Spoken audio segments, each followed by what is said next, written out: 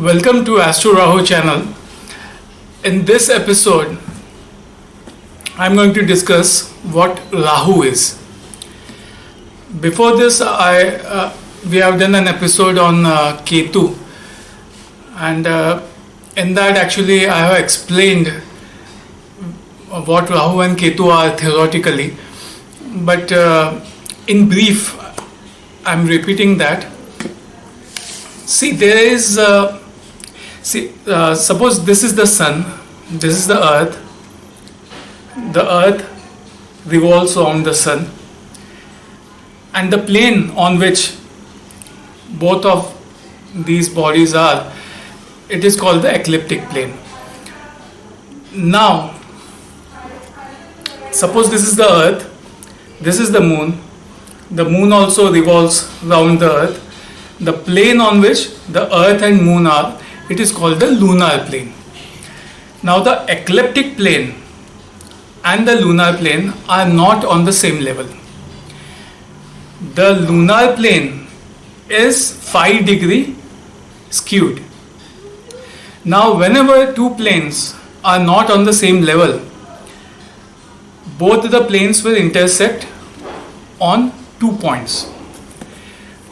So the lunar plane and the ecliptic plane will intersect when moon is on the ecliptic plane. So it is twice on the ecliptic plane. Once it is on the ecliptic plane and thereafter it goes up. This point is Rahu. Then it comes down and comes on the ecliptic plane, and now it is supposed to go downwards. This point is Ketu. All this becomes a bit more complicated because the lunar plane also rotates, and these 2 points, Rahu and Ketu, they also move and complete one circle in approximately 18 years and a few months. Now let's discuss the nature of Rahu.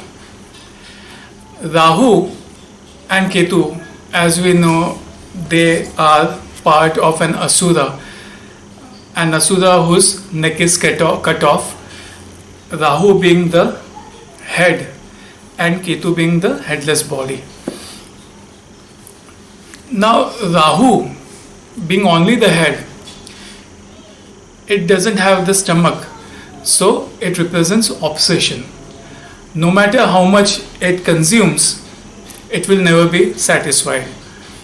So number one, Rahu represents obsession. All the malefics actually are supposed to attain the subject, all kinds of materialistic pleasures.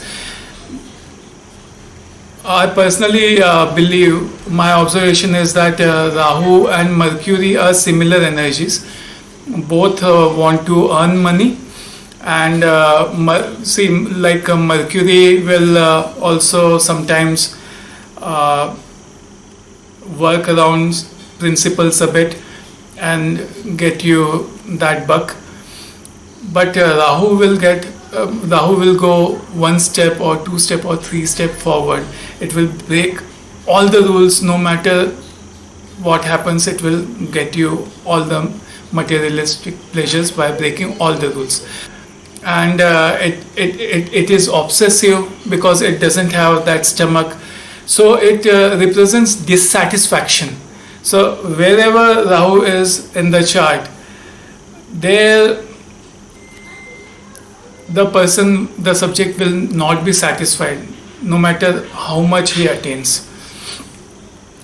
And dissatisfied obsession also gives rise to addictions. They may give rise to addictions. So wherever Rahu is, or wherever Rahu aspects, one can also, depending on how the planets are placed, one can also predict addiction, problem of addiction.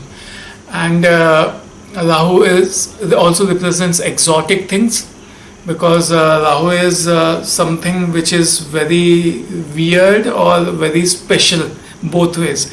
It can, if it is not well placed, then it can represent something very weird, and strange, and if it is well placed, it may represent things which are very exotic and foreign type.